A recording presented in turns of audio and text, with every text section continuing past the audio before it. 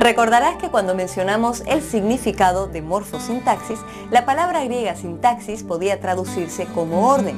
Y cuando vimos de qué se trataba la morfosintaxis, dijimos que consistía en el estudio de la función y oficio de las palabras y la oración. Pues bien, la sintaxis se ocupa principalmente de estudiar cómo se coordinan y unen las palabras en una oración. Eso quiere decir que la oración gramatical es el principal objetivo de estudio de esta disciplina. La sintaxis estudia dos formas de oración, llamadas oración simple y oración compuesta. Pero te preguntarás, ¿qué es una oración? Pues bien, según la gramática tradicional, una oración es una construcción lingüística que expresa un juicio o pensamiento donde siempre figura un verbo, distinguiéndose de una frase que no incluye verbo alguno, como cuando decimos, la tierra de mis sueños, o de una palabra, por ejemplo, ideal, hambre o bailar, que es la mera expresión de una idea. La oración está conformada por dos elementos principales que son el sujeto y el predicado, y ambos son imprescindibles para que la oración sea una expresión gramatical completa. El sujeto es la palabra o el conjunto de palabras sobre las que el predicado enuncia algo, y siempre está representado por un sustantivo o incluso por una palabra sustantivada. Pero si consideramos la forma del sujeto, veremos que otros elementos gramaticales pueden desempeñar su función. Entre estos podemos encontrar algunos de uso frecuente como el pronombre. Por ejemplo, nosotros veraneamos en la playa.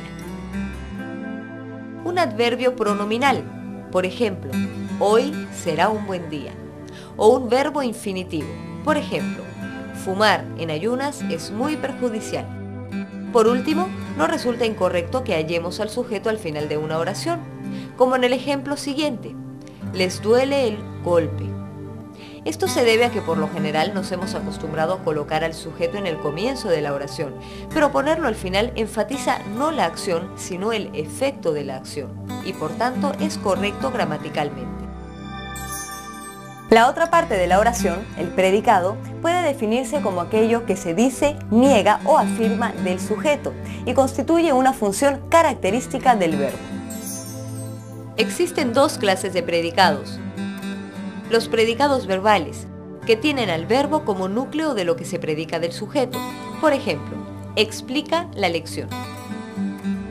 Además, contienen uno o más complementos que especifican su significado.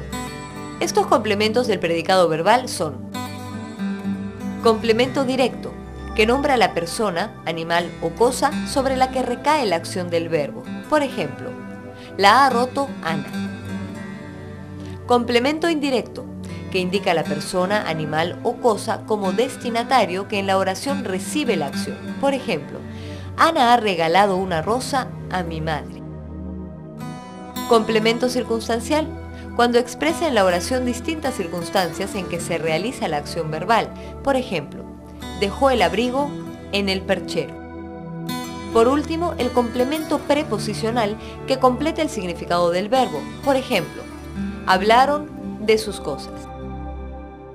Y el predicado nominal, que atribuye una cualidad, condición o particularidad al sujeto. Por ejemplo, Luis es fuerte. Este predicado posee un núcleo denominado atributo. El atributo expresa un contenido fundamental del predicado y se construye con verbos copulativos. Por ejemplo, el deporte es bueno para el cuerpo y el espíritu. Podrás encontrar mayor información sobre este tema en el libro de la Biblia de la Gramática de Lexus. Y si deseas repasar nuevamente esta lección, recuerda que en cualquier momento puedes acceder a esta clase 6 desde el menú principal.